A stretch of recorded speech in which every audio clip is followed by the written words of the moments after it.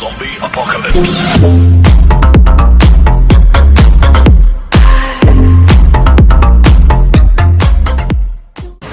നമസ്കാരം സുഹൃത്തുക്കളെ, ആൻ്റണിയാണ്. നമ്മുടെ ചാനലിലെ പുതിയ വീഡിയോയിലേക്ക് എല്ലാവർക്കും സ്വാഗതം. അപ്പോൾ നമ്മളിന്നുള്ളത് ഒമാനിലെ സലാലയിലാണ്. സലാലയിലെ വാദി ദർബാത്തിലാണ്. വാദി ദർബാത്തിൻ്റെ വിശേഷങ്ങളിലേക്ക് നമുക്ക് പോയാലോ? നമ്മളിന്ന് എത്തിയിരിക്കുന്നത് ഒമാനിലെ കേരളം എന്നറിയുന്ന സലാലയിലാണ്. സലാലയാണ് ഒമാൻ്റെ തന്നെ ഏറ്റവും നല്ല ടൂറിസ്റ്റ് ഡെസ്റ്റിനേഷൻ. സലാലയിൽ വളരെയധികം ടൂറിസ്റ്റ് പ്ലേസുകളുണ്ടെങ്കിൽ പോലും ഏറ്റവും അധികം ആൾക്കാർ എത്തുന്ന വാദി ദർബാത്താണ്. ആ വാദി ദർബാത്തിലാണ് നമ്മളിപ്പോൾ.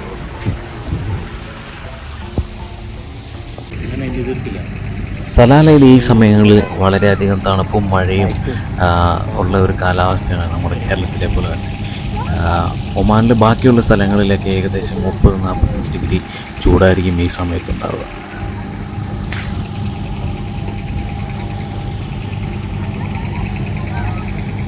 നമ്മളിപ്പോൾ ഉള്ളത് വാദി ദർബാത്തിൻ്റെ ബോട്ടിങ്ങിൻ്റെ എൻട്രൻസിലാണ്.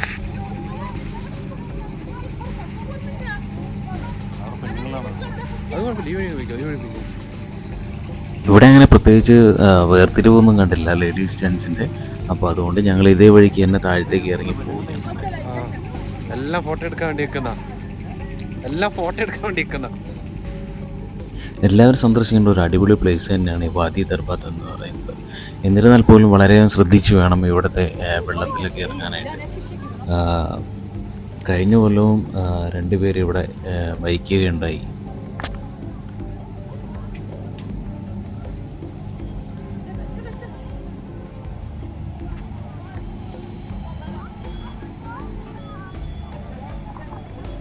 നമ്മളേകദേശം ബോട്ടിങ്ങിൻ്റെ അടുത്തെത്തിയിരിക്കുകയാണ്. ഇവിടെ ഇറങ്ങുമ്പോൾ തന്നെ അടിപൊളിയായിട്ട് തന്നെ നിലമൊക്കെ സെറ്റ് ചെയ്തിരിക്കുന്ന നമുക്ക് കാണാം. ഇവിടുത്തെ എല്ലായിടത്തും തന്നെ കാർപ്പറ്റൊക്കെ വിരിച്ച് ഒരു ഷേപ്പ് ചെയ്ത് മണലൊക്കെ ഇട്ട് അടിപൊളിയാക്കിയിരിക്കുന്നുണ്ട്.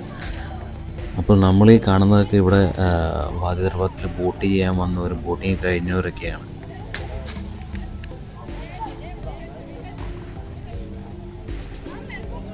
ഇവിടെ വളരെ വെറൈറ്റി ടൈപ്പ് ബോട്ടുകളൊക്കെയാണ് നമുക്ക് കാണാൻ കഴിയുന്നത്. എല്ലാം തന്നെ പെഡസ്റ്റലൊക്കെ വെച്ചിട്ടുള്ള ബോട്ടുകളാണ്. ചെറിയ ബോട്ടുകൾ, ചെറിയ ഫാമിലിക്കും അങ്ങനെയുള്ളൊക്കെ ബോട്ടുകളാണ് ഇവിടെ ഉള്ളത്.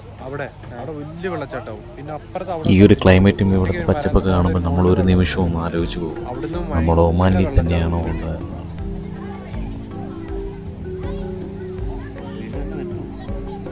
ജൂൺ, ജൂലൈ, ഓഗസ്റ്റ് മാസങ്ങളിൽ മാത്രമാണ് സലാലയിലെ ഇങ്ങനെയൊരു ക്ലൈമറ്റ്. ഓഗസ്റ്റ് അവസാനം എല്ലാവരെയും അട്രാക്ഷൻ ചെയ്യുന്ന രീതിയിലുള്ള ചെറിയ ബോട്ടുകൾ, അരയന്നത്തിൻ്റെയും അങ്ങനെയുള്ള രീതിയിലാണ് ഇവർ ചെയ്തിരിക്കുന്നത്.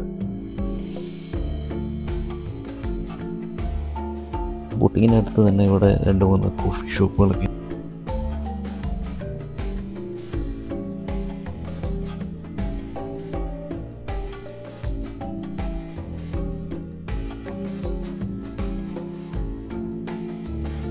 പെഡസ്റ്റൽ ബോട്ടുകളല്ലാതെ തന്നെ മോട്ടോർ ബോട്ടുകൾ നമുക്കിവിടെ അവൈലബിൾ ആണ്.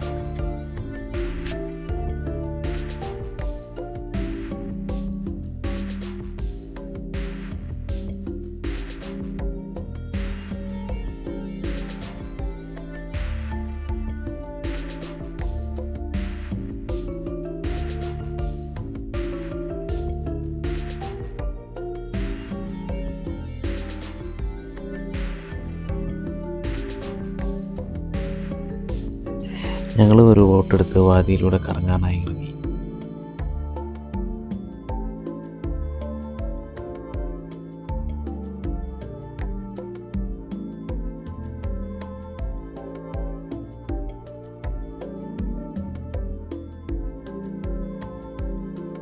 ഇടത് സൈഡിലേക്ക് പോകുമ്പോഴാണ് കൂടുതലും ഭംഗിയുള്ള പ്രദേശങ്ങളുള്ളത്.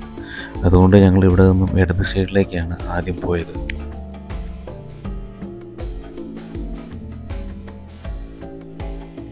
മസ്കറ്റിൽ നിന്നും ഏകദേശം 10 മണിക്കൂർ യാത്രയാണ് നമ്മൾക്ക് ഇങ്ങോട്ടുള്ളത്. 900 കിലോമീറ്ററാണ് ഇവിടം വരെ എത്താനായിട്ടുള്ളത്.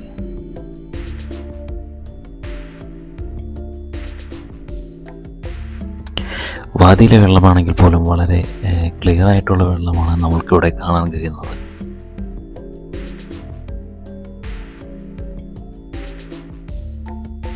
സ്വദേശിയിൽ വളരെയധികം ആൾക്കാരും എല്ലാ കൊല്ലം തന്നെ ഇവിടെ ഈ സീസണിൽ വിസിറ്റ് ചെയ്യുന്നവരാണ്.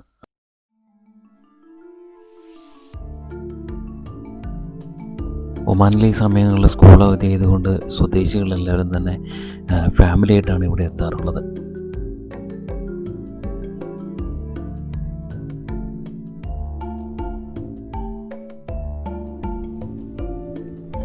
വാദി ദർബാത്തിൽ മെയിനായി കാണാനുള്ള മെയിൻ സ്പോട്ടുകളിലൊന്നാണിത്. ഈ വാദിയുടെ ഈ സൈഡിൽ നിന്ന് റൈറ്റ് സൈഡിൽ നിന്ന് ഒരു വെള്ളച്ചാട്ടവും ഒക്കെ ഉണ്ട്. അതുകൊണ്ടാണ് അവിടെ മെയിൻ സ്പോട്ടാണെന്ന് പറഞ്ഞത്.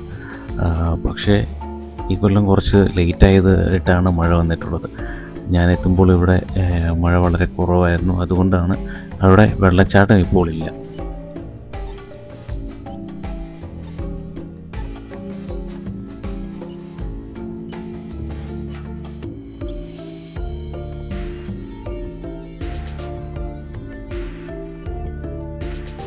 അങ്ങോട്ടേക്ക് വളരെയധികം ബോട്ടുകളുള്ളത് കൊണ്ട്, പിന്നെ അവിടെ വെള്ളച്ചാട്ടം ഇല്ലാത്തതുകൊണ്ട് പിന്നെ ഞങ്ങൾ അങ്ങോട്ട് പോകാൻ നിന്നില്ല. അവിടെ നിന്ന് വീണ്ടും തിരിച്ചു.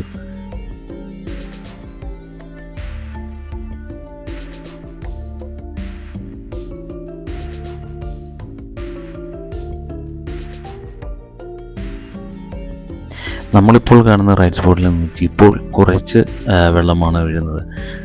മഴ ലേറ്റ് ആയതുകൊണ്ടാണ് ഇങ്ങനത്തെ ഒരു പ്രശ്നം ഇവിടെ ഉള്ളത്. മഴയുള്ള സമയമാണെങ്കിൽ നല്ല വെള്ളച്ചാട്ടം തന്നെ നമുക്കിവിടെ കാണാൻ കഴിയും.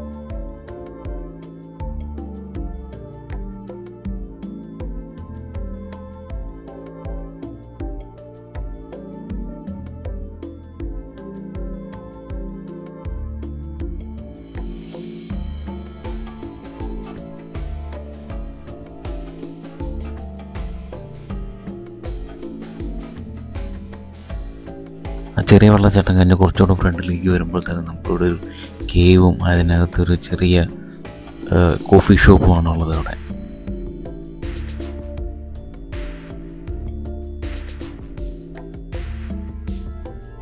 നമ്മൾ വളരെയധികം രാവിലെ തന്നെ എത്തിയതുകൊണ്ട് തന്നെ ഇവിടെ വലിയ തിരക്കുകളൊന്നുമില്ല.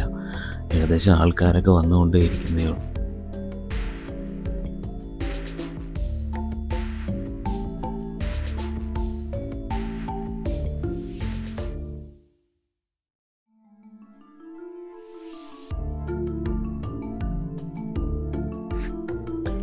നമ്മുടെ രണ്ട് സൈഡിലേക്ക് കാണുന്ന മലകളിൽ ഒമാനിൽ പുള്ളിപ്പുലികളുണ്ടെന്നാണ് പറയപ്പെടുന്നത്. പലപ്പോഴും പേപ്പറിലൊക്കെ ന്യൂസ് വന്നിരുന്നു ഇവിടെ കണ്ടിട്ടുണ്ടെന്നുള്ളതൊക്കെ. റോഡിലൂടെ വരുമ്പോഴാണെങ്കിൽ തന്നെ നല്ല കോടയുണ്ടായിരുന്നു. ഇപ്പോഴും ഇവിടെ ചെറിയ കോടയൊക്കെ കാണാൻ കഴിയും. സഞ്ചാരികൾ ഉദ്ദേശിച്ച് തന്നെ വളരെയധികം കോഫി ഷോപ്പുകളും ഒപ്പം കഫേകളും ഒക്കെ ഇവിടെ തന്നെയുണ്ട്.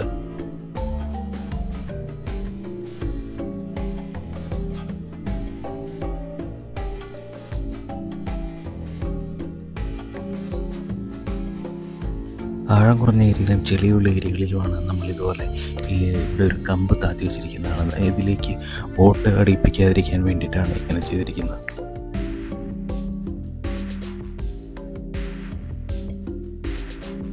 ഇതൊക്കെ എല്ലാവർക്കും വന്ന് നിന്ന് ഫോട്ടോ എടുക്കാൻ പറ്റിയൊരു ഫോട്ടോ പോയിൻ്റാണ്.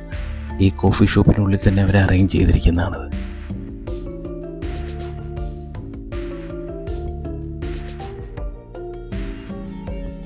നമ്മൾ ബോട്ടിലൂടെ പോയപ്പോൾ കണ്ട കോഫി ഷോപ്പിൻ്റെ അകത്താണ് നമ്മളിപ്പോൾ ഉള്ളത്. ഇവിടെ മഴ നനയാതെ ഇരുന്ന് കോഫി കുടിക്കാനുള്ള അറേഞ്ച്മെൻറ്റ്സ് ഇവർ ചെയ്തിരിക്കുന്നുണ്ട്.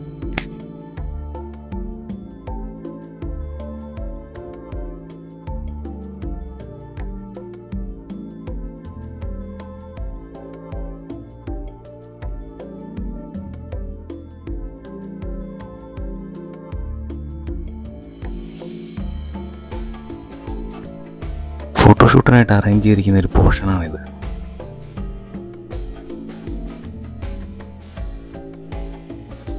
കുട്ടികൾക്ക് സവാരി നടത്താനായിട്ട് ചെറിയ തരത്തിലുള്ള കുതിരകൾ ഇവിടെയുണ്ട്.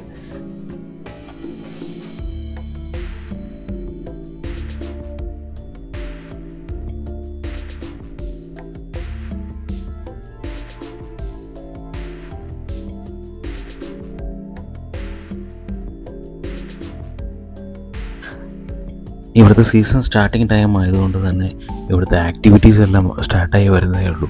മുമ്പിൽ നമ്മൾ കാണുന്ന ക്യാബിനുകളെല്ലാം തന്നെ കോഫി ഷോപ്പിന് വേണ്ടി അറേഞ്ച് ചെയ്തിരിക്കുന്നതാണ്.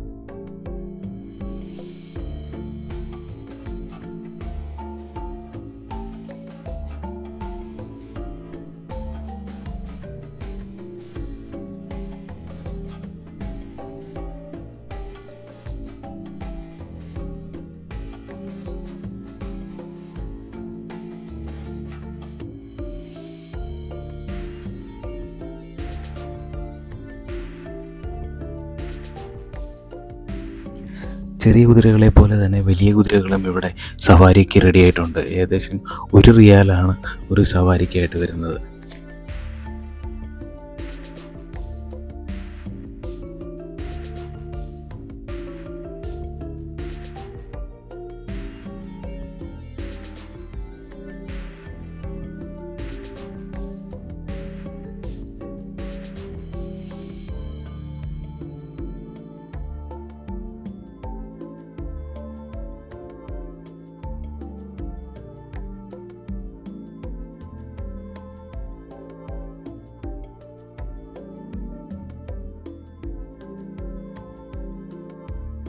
ഇവിടുത്തെ ആളുകളെല്ലാവരും തന്നെ ഇതുപോലെ നിലത്തിരുന്ന് ഫുഡ് കഴിക്കാൻ ഇഷ്ടപ്പെടുന്നവരാണ്. അതുകൊണ്ട് അവർക്ക് വേണ്ടി പ്രത്യേകമായി തയ്യാറാക്കിയിരുന്ന ക്യാബിനുകളിലിരുന്നാണ് അവർ ഫുഡ് കഴിക്കുന്നത്. ഇതെല്ലാമാണ് സുഹൃത്തുക്കളെ വാദി ദർബാറിൻ്റെ വിശേഷം. അപ്പോൾ എല്ലാവർക്കും വീഡിയോ ഇഷ്ടപ്പെട്ടു എന്ന് വിചാരിക്കുന്നു. അപ്പോൾ അടുത്തൊരു വീഡിയോയിൽ നമുക്ക് വീണ്ടും കണ്ടുമുട്ടാം.